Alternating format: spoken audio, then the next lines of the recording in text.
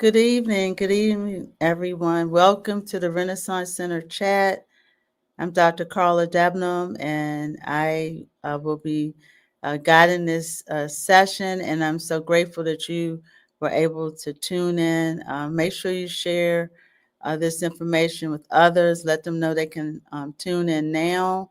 And tonight we're discussing an important topic. I know we normally focus on breast cancer awareness in the month of October, nationally and internationally, but it's also Domestic Violence and Intimate Partner Violence Awareness Month. And so we want to shine a light on this topic because I believe many of the persons impacted by this are hiding in plain sight.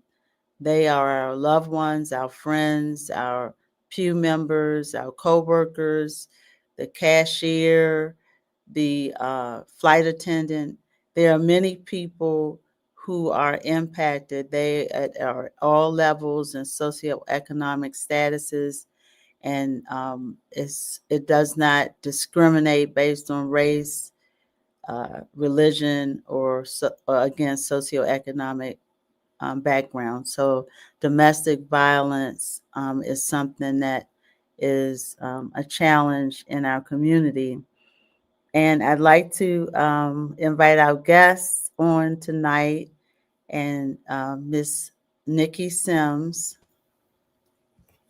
Hello. Can you hear me? Yep, there you Okay. are. And hopefully I'll be okay, but I froze a little bit, so we know how that can be. But I wanted to start off, Nikki, if you could introduce yourself and your interests in this area. Yes, my name is Nikki.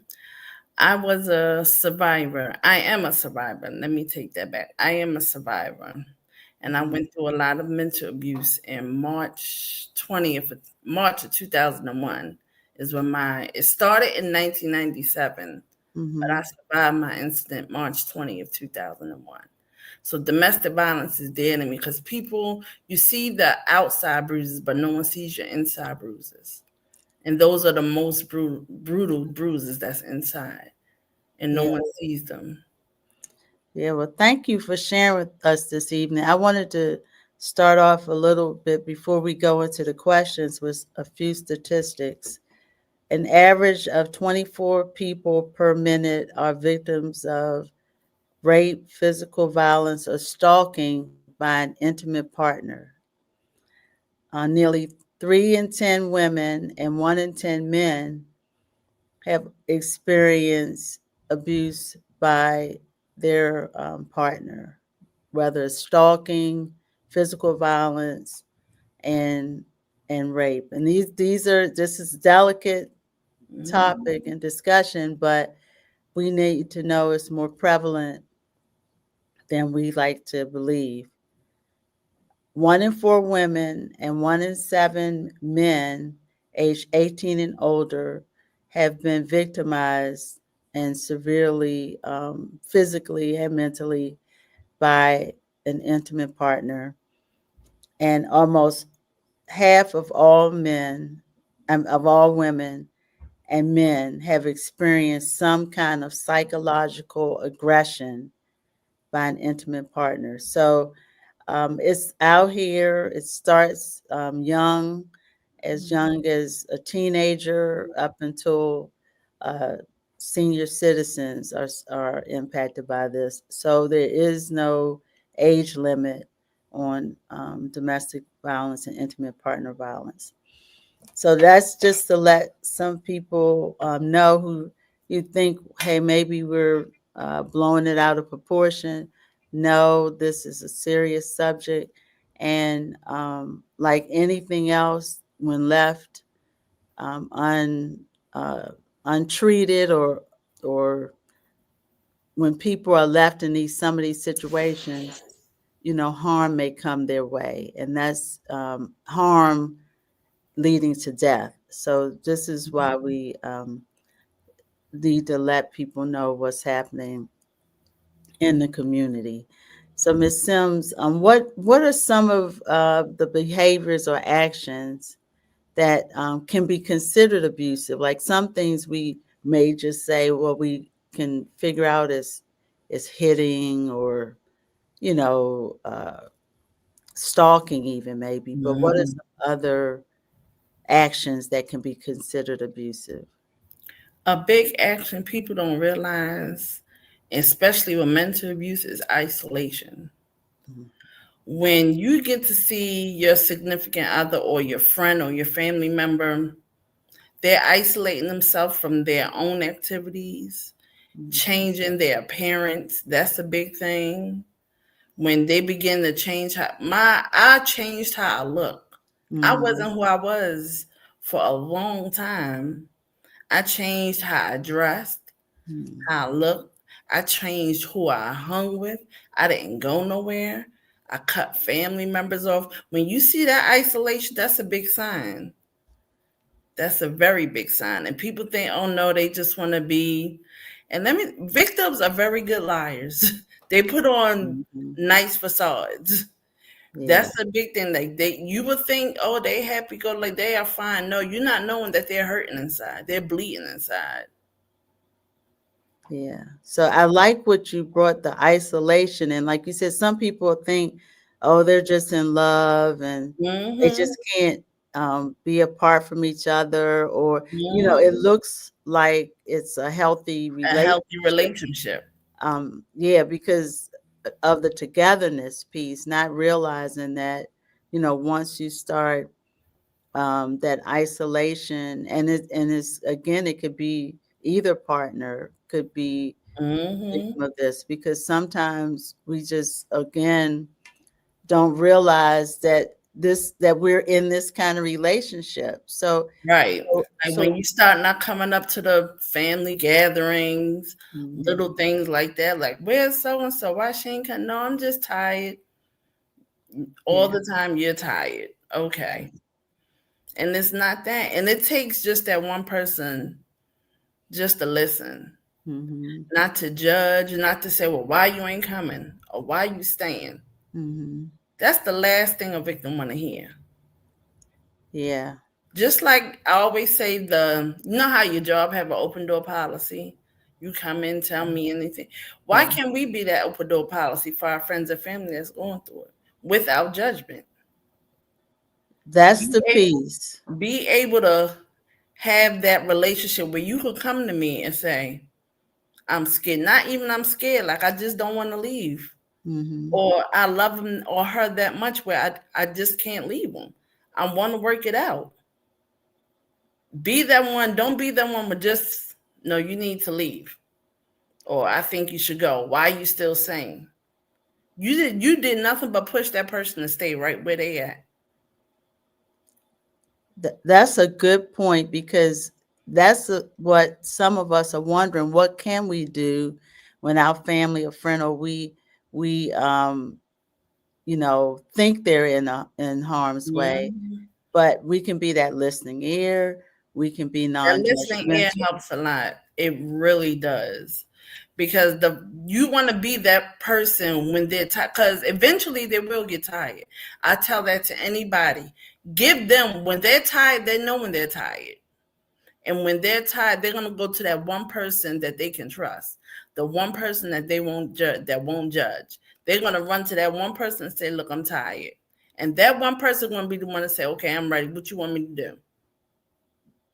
And that's good. So for those of us out here, we want to be that one person. We want to be the Hmm. trusted family member or friend, that safe space, so that persons who need uh, someone to talk to will have that someone to talk to when the time comes, and not Hmm. on your schedule, but on Yep. theirs. And so On sometimes theirs. we see people and we hear things about their relationship, and we don't understand how they're still there. But again, be that open door. So I like, You don't know what that victim is going through. That victim, that abuser can be the only sole provider, where that's their only income. They have no choice to stay. yeah, It could be a point where it could be sometimes there's trafficking, where they're scared to leave, yeah. where if they leave, they're going to get hurt. You don't know what any victim's going through. That's why I tell people talk to them. Just be there. And you'll find out and you'll listen. You'll begin to understand. Okay, all I had to do was open my ear and not say nothing. That does a lot. Hmm. Yeah, that and that I just we can't stress that enough for those of you Mhm. who are joining us. We're talking about how we can be there for people in domestic and intimate partner And don't get me wrong, it's hurtful relationships. when you see a family member. When you Hmm. have a family member and you know that they're going through it and it is abuse in it, it's hard to sit there and watch them go through it. Hmm. Me going through it, a lot of my family friends, they know my story. But I Hmm. still have friends and family that go through it. And I want to look at them like, are you crazy? In the back of my mind, I'm saying, you know what I've been through. Hmm. But I don't say it because they have to learn, they have to want to be ready to go. If Yeah. they're not ready to go, they're not going to go. But when they're ready to go, they will go. And I say that with everybody. Believe me, there will be, it's going to be a time when they're going to say, you know what, I'm done. And they're Hmm. going to know when they're ready. Not when you're ready, not when dad or mom ready, but when they're ready and on their time. We That's just got to good. be the patient one to sit there and wait till they come. And that ain't easy. I'm not going to sit here and say it is easy. Oh, just sit and wait. It's not easy at all. Right. Yeah. And how do you mentioned one point about how people end up in these situations.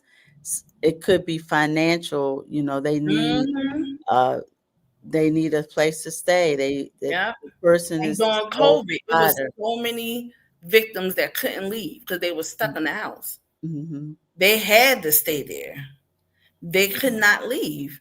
Not no shelters was open, nothing. So they literally had to deal with the abuse of their Hmm. loved one. Right.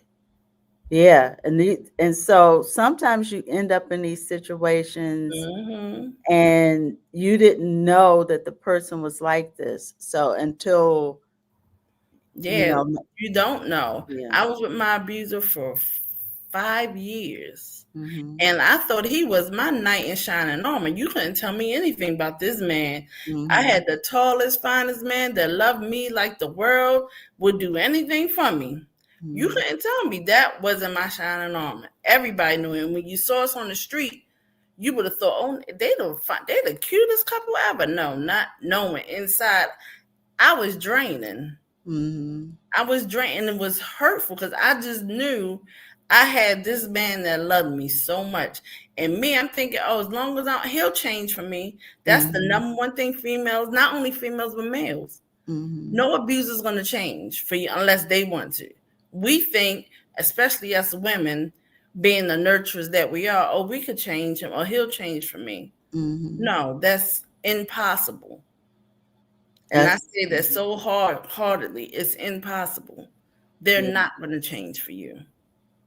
Yeah. And people wait around a long time Yeah, though, they do. hoping that the change will come, that, Hmm. once we have a child or once we move Yep.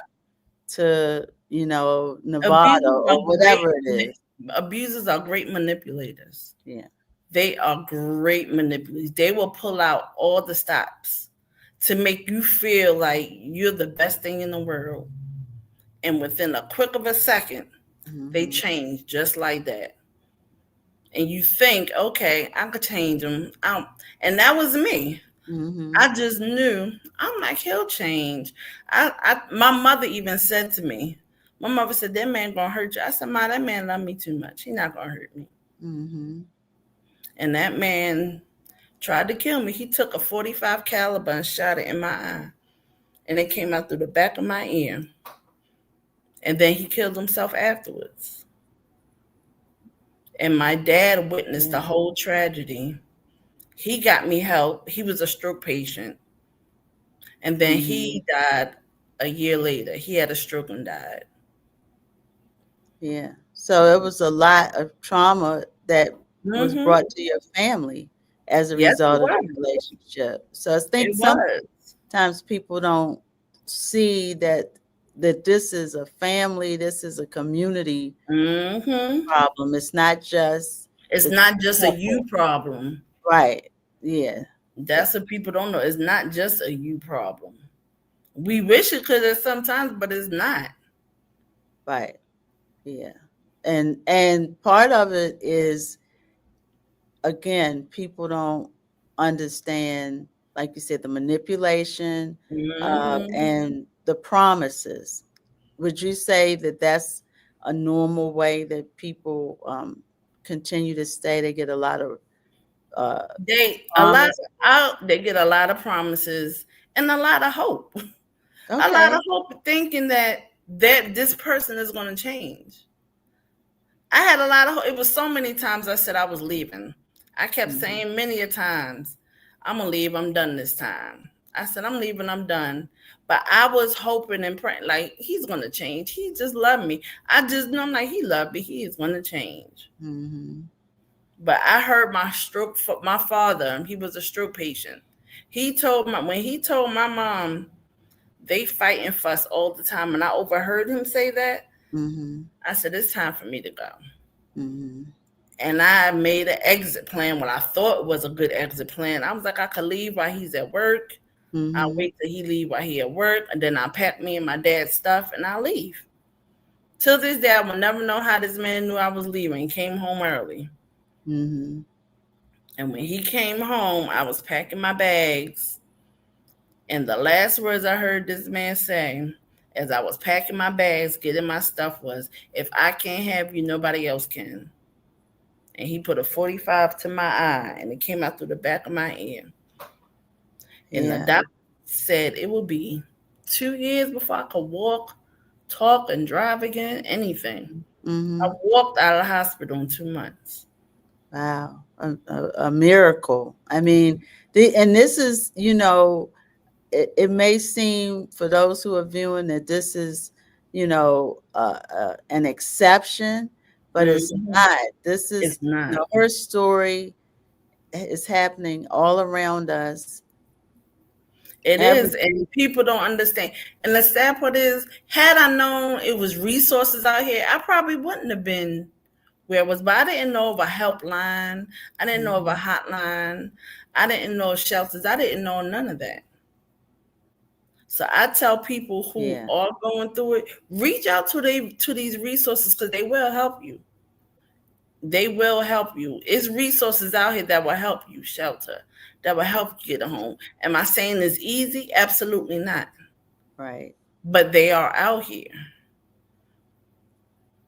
They are out here, and they're also, one Mhm. specific to different situations. So it's just a matter of, I think, we have the new number. It's been new for a couple years now, but 988. So 988 is a Mhm. It's a crisis, a mental crisis crisis line. line. So Mhm. this is a place where you could call and get information on where to turn, where you could go. Even in our area, we have 211 where Two you one could one. get Mhm. information. So you can start gathering information even as a support system, so that when your loved one is ready, you Mhm. will have, what you stand in need of to help them, what they may need to help them. And So. sometimes it's very good talking to somebody else about besides someone who knows you. So Mhm. calling those hotlines help because you're talking and venting to somebody that know nothing about you. They don't know you at all. You just calling, letting them know how you. Those lines help. So I Yeah. tell anybody, you feel as though you can't talk to your family, a friend, call Mhm. those hotlines. Right. Yeah. And one hotline, I'll put the website out there, is hotline.org, thehotline.org. Hmm. So that is a website you can go to for more resources too, because that's what we need as a community, the Yeah. resources to go to so that Hmm. people will know what they do. So what we have 988, we have the hotline.org, and there are other smaller local groups Yeah, that like House of also, Ruth, yeah, Turn turn Around. They around. help you Yep. with free legal help if you want to get a protective order. They go to court with you. They Hmm. help you get the protective order. They help you with child custody. And people don't know those services are free. Hmm. Yeah. Wow. And that's good to know, because a lot of times, like you said, the financial Mm-hmm. abuse, the Yeah, withholding of income, and or holding that over the loved one's head, that, hey, what are you going to do without me? exactly. I Or carry you the ain't gonna be able to pay this. You're not benefits. gonna be able Right. to do this. And they Yeah. feel like, okay, I have no choice but to go. Right. They have food pantries at these places. Yeah. They have lots of help. Where I just tell people, reach out. Yeah. Yeah. And So it's not only us women, it's men as well. it's men as well, and It's that's men as why well. I read those statistics, because just as many men are in, Hmm. um, have intimate partner violence against them as women. And it, again, these people are hiding in plain sight. They are our Hmm. friends, our neighbors, our church members, our Especially sorority the men. As fraternities. a man never wants to call the police or Right. put their pride aside. But it's a lot of them out here. You'd be surprised. Hmm. Yeah. And those things, as we're talking about this, and you are a living witness to the Hmm. severity. Thank God, a living witness, A living a witness. living A witness living to witness. the I say all the severity. time. He Yeah. left me here for a reason. This is why I do what I do. Yeah. And Because it's not, I'm not saying he's saying, oh, it's easy. It's not easy. Ain't right. easy at all. It Right. took me years before I got out. Yeah. When Yeah. I mean years, I was with him since 97. I didn't decide to leave till 2001. Right. Yeah. So you can imagine the people that have kids. Thank God we didn't have kids, but you Hmm. imagine the ones that have kids. Yeah. They don't want to go through the custody. They want them to see their father. Right. That's their financial gain. That all plays a part. What people don't understand. Like that's why I say judgment plays a part. Don't judge because Yeah. you don't know and you're not in their shoes. Right. And even if you get out of the relationship, especially the ones that are emotionally abusive, and you Mm-hmm. get a divorce and you have children, they can still people use the Yeah. children They as use the a, children to get right back at you. yeah. They So use the they'll, children to try to get to the shelters. yes. Yeah. So it's different. It's like you said, the manipulation, the, Mm-hmm. the Isolation. isolation, the promises that give the Mm-hmm. person hope, the victim hope. What else are some other things that that people who are in these relationships, how can they tell, like, you're headed in that direction? How can we, get out I, I before it gets I bad? tell people what I've learned through mine, which I always say I should have. You deal with any man that you see is disrespectful to his mom or to any female, Mhm. he's soon going to be disrespectful to you. Okay. It's but for too long, he's going to disrespect you. And I say that because even with talking to people, other victims, and Mhm. being in my situation, yes, he was disrespect. He was cruel to him, but I thought I was that one where I would change him. Mhm. And we, as most women, always think that, oh, I could be that woman that could change him. No, that's impossible Yeah. because eventually he will disrespect you. And that what you just said seems like a small indicator, but like Hmm. you said, it is the beginning It's of the the very beginning. signs. The And then if they drink, beware of their drinking. That mm-hmm, puts it in even more. Because when they're intoxicated, they're angry. And if you go anywhere, they're liable to flip at any given time. And you don't know what they're going to do or what they're going to say. But in your mind, I love him. He's going to change. No. When alcohol plays a part, mm-hmm. you never know. So far we're saying these are some signs: potential disrespect of their mother or mother figure and other women, also alcohol and drugs, anything Hmm. that are mind altering. And would you say that a lot of them, people that are abusive like this, have had grown up in a home with abuse? I can't say that would be a big factor because you'd Mm-hmm. be surprised at some people that been to church all their life Mm-hmm. and going through physical abuse. And you look like, how can you be confused when you hear stuff like that? I know I was confused a lot of times, like, wait a minute. Mm-hmm.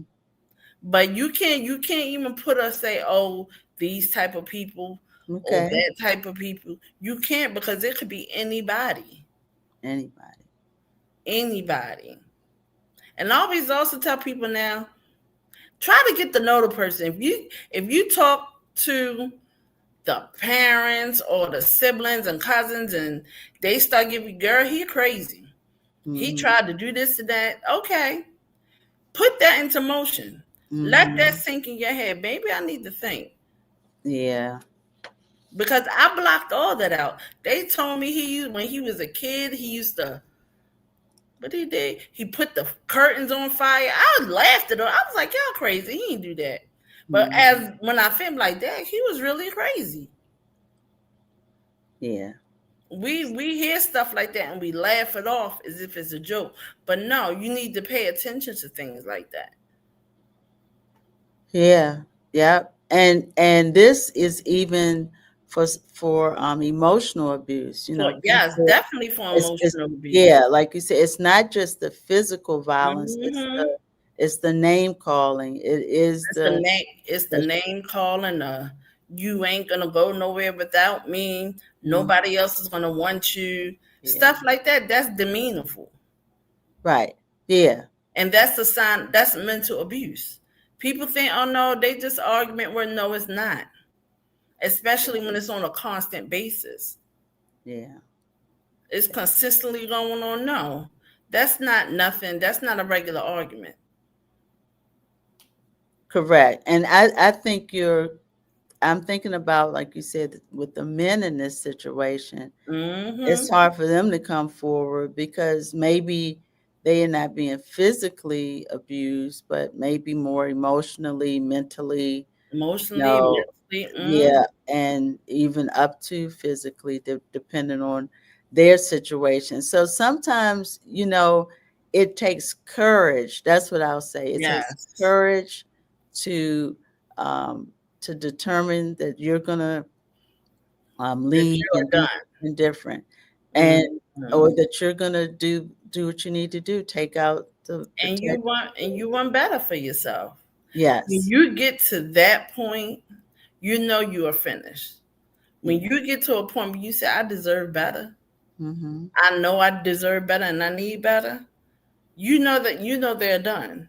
When they get to saying, okay, I need to make an exit, I'm really they're done. That's when you be there. But you be there throughout the whole process. It's hard shutting our mouths. We all Mm-hmm. know that. Yeah. It's hard Yeah. shutting our mouth seeing people who hurt, especially our loved ones. It's hard to True. sit there and listen.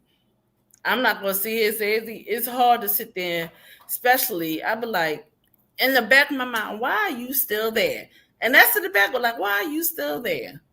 But a Yeah. lot of times I don't say that because I know why you there.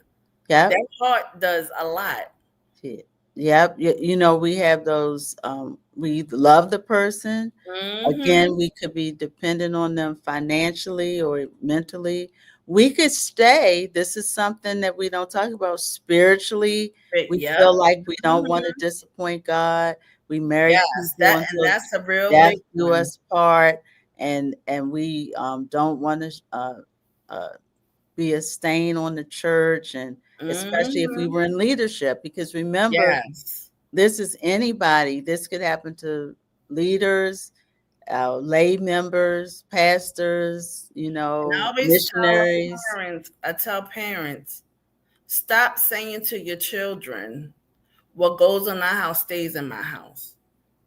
You're schooling Yes. our kids because what they see you go through, you're telling them not to go cry it out to somebody else. Yeah. You're asking them to take on your burden and your hurt and your pain, which you don't know where it's going to lead them later on in their adult life. True. Yeah, I've because never said to my boy, I have two boys now. hmm One is deceased and one is still, but I've never told my kids what goes on in here stays at home. I tell them, you hurt, you go talk to somebody, whether hmm it's family, friend, counselor, school. You go hmm ahead and you talk to yeah, them. But you don't have that a lot with kids nowadays. I've heard a lot of my mother told me not to say. You need to talk about it. yeah. You hurt because you don't know how that adult is going to affect that person as an adult. True. Yeah, they'll grow up and harbor resentment. Um, Exactly. Like and my abuser, I don't hmm condone nothing of how he was. hmm But he expressed a lot how he saw his mom and his sister bring guys in and out of his house. So hmm in his mind, he didn't trust no female. right. Every female was a whore. hmm He trusted nobody, including me. right. So be careful what you allow around your kids. True. You got to Yeah, be careful what they see. Just be mindful of your children. But mama, do not tell these kids what goes on at home stays at home. yeah, and that's Do not. something, especially in the African American I culture. about to say, yeah, we Yeah, grew we we've been doing that. We up grew that. up on that. Goes Yeah, on at home, stay at home. yeah, Mm-mm. and it's literally killing us, It not is. only from domestic violence but other But issues, other mental issues, health, sexual abuse, sexual abuse. anything, We anything. have other. It's hurting our kids. It's It's hurting hurting our us. kids. Yeah, and then when they disrupt in the Hmm. neighborhood or out at school or wherever in the Exactly. community, Later on, it comes out. Well, my mother or my yeah, dad, later on in adult life, it'll come out. it does come out. It Yep. does. It does come out. It does come out.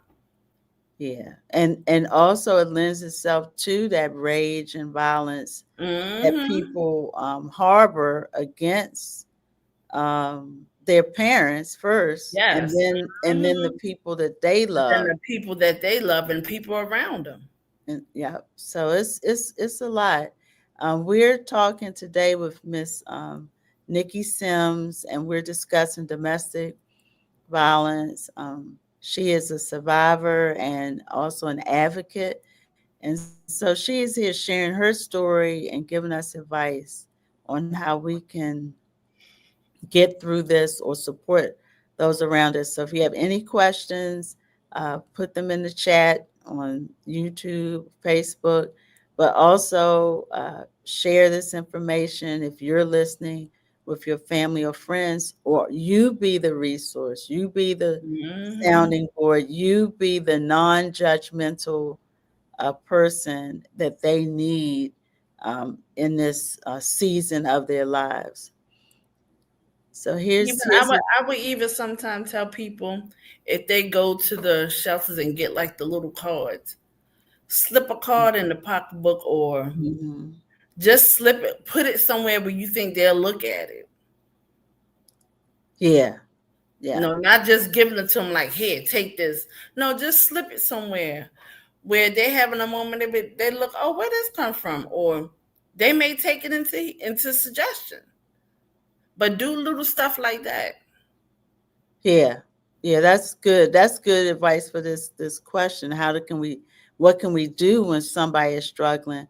Again, we'll be that listening ear. We give them. Hmm. We have to be careful and give them information that'll still keep them safe, but also um, as we're able to have these kind of conversations with people when they aren't, in the company of the abuser, because remember, a lot of people, we say, oh, they go everywhere together. Again, we see Mhm. these things, we think is cute, it's It's normal, cute. it's healthy, Mhm. but sometimes it's something behind that, There's and something behind it, exactly. that They don't want to come to isolation. they don't want to come to the family gatherings together. Mhm. Then you see, that's watchful. That's watchful. It's Yeah, what's wrong. another sign. Yep. Hmm. If all of a sudden you can never make anything, you Never know, make anything. yeah. My And abuser was so bad. So if I was 10 minutes late coming off the bus, mhm, I was arguing like I'm like the bus. I can't determine a bus schedule. yeah, right. So those are some of the things that, again, it's hard to sit and watch, but if you know enough about your family member or friend that's going through this, you can just be that person for them. You'll be their safe space, and you be that resource. Again, as I Hmm. mentioned earlier, we can begin to gather the information so that when they are ready, we're ready. We A lot ready. of times we're not ready, and we're flustered because we don't know how to Hmm. help this person. But if we get as much information, knowing that a lot of times people have to start from scratch when they They do. leave Hmm. a violent relationship, they have to find new home, New new clothes. They gotta furniture, leave everything, especially clothes. when they just want to up and leave. You Hmm. have some people that just leave. They get the important documents, and Hmm. sometimes they don't even get the important documents. Right. But also know the agencies can help you with those as well. You Yeah. leave with a birth certificate, ID, social. You got agencies that will help you get them back.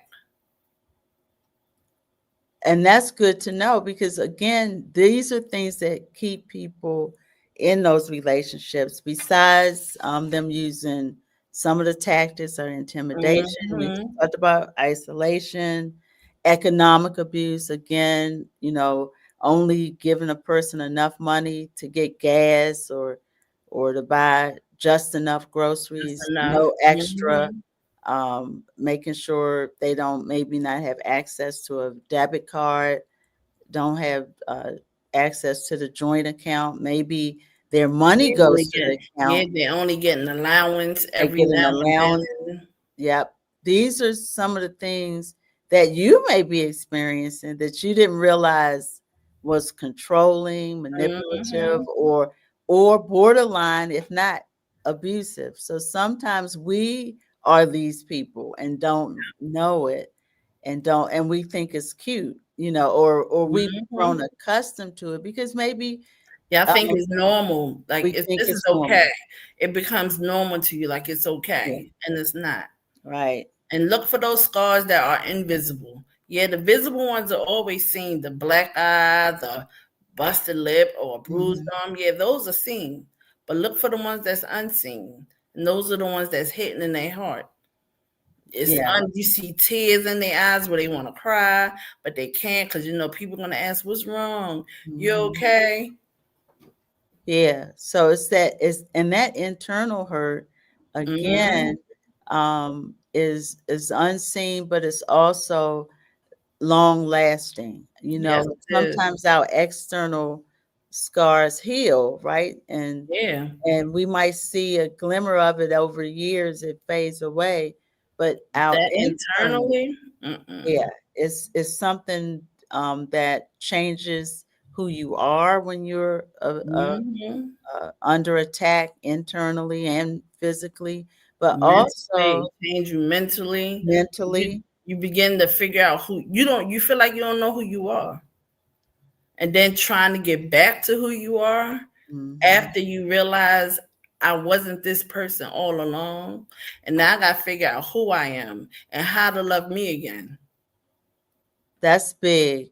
That what you just said, learning to love yourself again. Hmm. Because again, a lot of what happens in intimate partner violence is they make you feel like you're unlovable, and they're Hmm. the only ones who That love you. nobody else wants you. Nobody else Nobody wants you. Nobody loves wants you. Nobody cares about you. Your own family don't care. These are some of the um, ways you're worn down emotionally and mentally. And and again, these are people, as I've been saying all this evening, hiding in plain sight. They are you. people we know. These are not people we don't know. We know these people. And it's also medical abuse. I'll say this, where you don't make sure the person doesn't have their medication or they're not taking it properly. Elder And abuse. elder abuse, where you're Mhm. withholding um, the things that they need so that they can That's such a big one be because there's so better. many Yeah. elders that don't have family members, and they got these manipulators that come manipulate them Hmm. and just try to take over on them mentally and physically. It's so Hmm. many calls I've never heard us. I used to be on the line like, this person is 70 something years old. Ain't Hmm. no way in the world. So that's why I say it doesn't have an age. No It age. doesn't have a person. It's just anybody. It's yep. It's anybody. It's no age, no Anybody. intelligence, no any of that you think can keep Hmm. you from being in this situation. We need to scrap that, and it's not a particular prototype of a person who is a Nope. victim. It's any of us could be subject to this. And this is one thing. One question is, what advice do you give to someone who is working to heal their heart? How did you heal your heart? That was a task. It was a task because I didn't love me. Mm-hmm. After I got hurt, I woke up. I was told I woke up wanting to know where he was at. Mm-hmm. I was more so worried about where he was at and then me. Mm-hmm. So when I learned he killed himself, I was angry. Mm-hmm. So trying to heal my heart, it took time. It took my mother's best friend who told me. She said, "You need to find what God wants you to do because He left you here for a reason." Mm-hmm. And I looked, I was like, "Excuse me?" I didn't grow up in church, so I was looking at her like, "What you Mm-hmm. want me to do?" Mm-hmm. But she was like, "No, baby, what I'm telling you is you need to Yeah. find a church home and find out what God wants you to do." Mm-hmm. And I did. My heart started healing when I started going to my church, when I started to learn who God was and Amen. let Him in. I had the hardest thing I had to learn was I had to forgive him and forgive him for me, not Mm-hmm. Right. because I was angry as a person. I was angry. This man done tried to kill me. My dad done died in the process, and then he Mm-hmm. killed himself. So I can't even go to him and ask why. Right. So I tried therapy. Mm-hmm. I would never say therapy it wasn't for me. It may help. It just wasn't for me. Okay. But when I went to church and I began seeking who God was and what He needed me to do, Mm-hmm.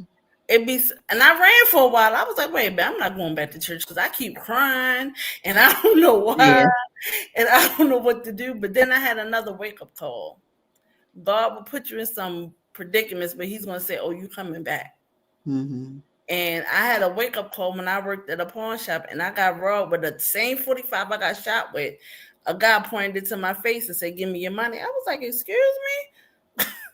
So it shocked me. That point, that moment there, I said, God, you got me. Mm-hmm. I said, you got me. I said, I don't know why. I said, but you got me. And when I started, I didn't know how, when I started praying and just talking to him, you could feel the anger lifting off my heart. So I felt like I had to do it because my sisters, my best friends pulled me aside. I was horrible. Like inside, on my outside, it showed how I was feeling. Okay. That's a good. That's My good. outside appearance began to wear on. She's Mm-hmm. really going through it. Yeah. I didn't want to do anything. I didn't. I was just like, leave me alone. I'll deal with it. They was like, you can't deal with this on your own. I was like, I'll deal with it. Yeah, But when I learned, then I leaned on my family and my friends. that's good. So again, it's different avenues. You had your It family, you had is. your friends, you had your faith. Again, like you said, you tried therapy. We know it's good to try different things and find what's Mm-hmm. best for you.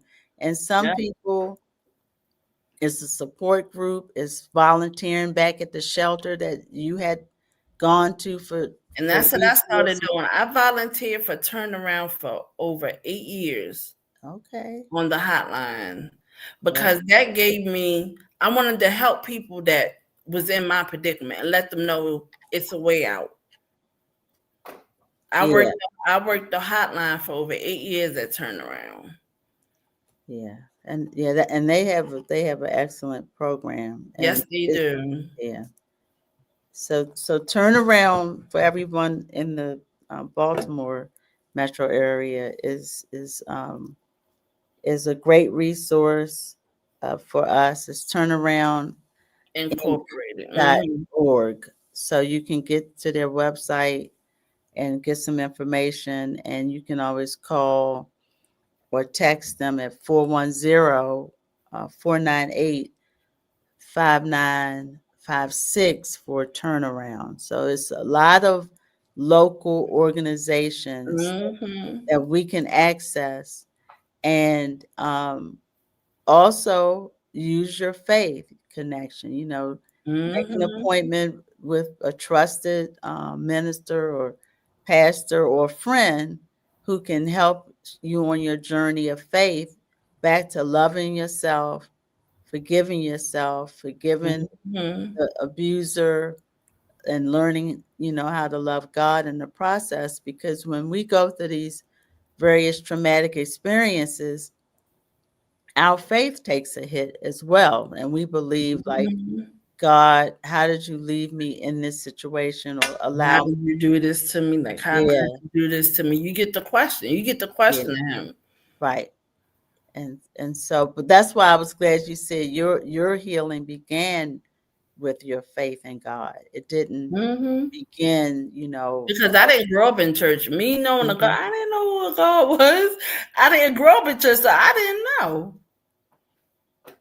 But again, as a result, you look at how what Hmm.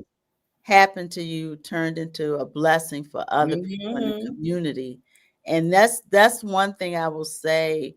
When we experience adversity of any kind, God allows us to survive and even thrive sometimes afterwards, so that we can be a witness and testimony that other people can make it through. I Hmm. know um, we don't always understand why couldn't you just Hmm. skip all of the trauma, right? Hmm. So Like so they that say, he turned your trauma to a mighty testimony. And he did. yes, yeah. So these are some of the things that we can um, use to help others, but we also help ourselves when we open up to the fact that we've been Hmm. in a bad situation too, and that's where the non-judgmental piece comes in.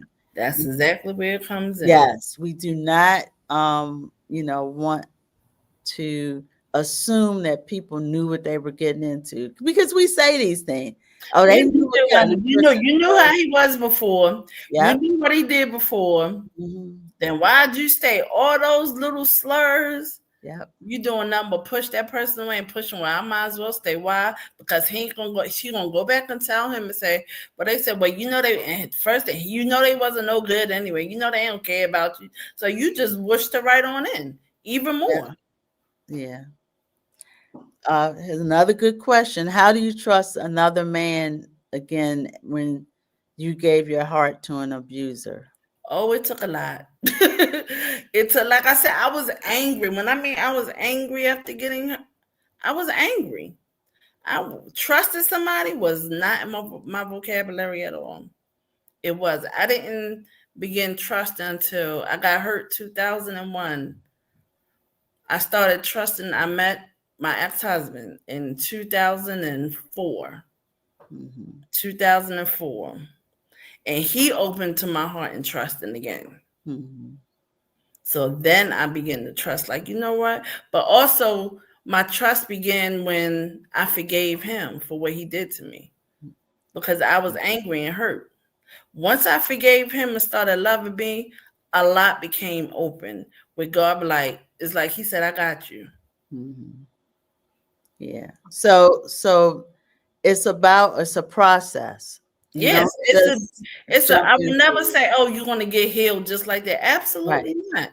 This Right. happened to me in March 20th of 2001.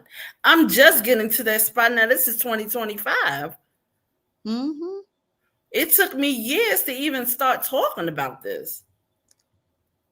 Yeah. So what we're seeing today, tonight, we're witnessing years in the making. So Hmm. sometimes we want to jump back and be healed Just like that. instantly, but Hmm. healing is a process. Healing has to be reclaimed because sometimes we backslide on our own healing journey. Hmm. And we hear a theme here that Nikki is sharing: forgiveness of self, forgiveness of the abuser, and then being giving yourself some grace. This is something I say all the Hmm. time to people. Give yourself some grace because you're going to need it on this journey of reclaiming your life, reclaiming your heart, and making it back into a place where you can trust people and mostly trust yourself. I was Because about saying that's finding it. and loving you. That's Yeah. going to be the main thing. It's finding and loving you again because you realize I changed this way, I Mhm. changed that way, I done separated, I done lost friends in the prospect, I done lost friends. How am I gonna gain all that back? Yeah. Yep. True. So learn to love yourself, trust yourself again, and that way when the man comes, you will be ready because you'll be healed Mhm. or in that healing journey. And we do have to remind people, remember, it's not just physical abuse, it's mental and emotional. Again, Mhm. the name calling, that nobody will ever love you, the isolation from family or friends or different places. Slurs like you don't need them. You know, you hear Yeah, somebody, come on, you don't need to be around them. Me and you could just go do something. yeah. Only me Or and you. I don't. You don't need nobody. Come on, I'll take care of you.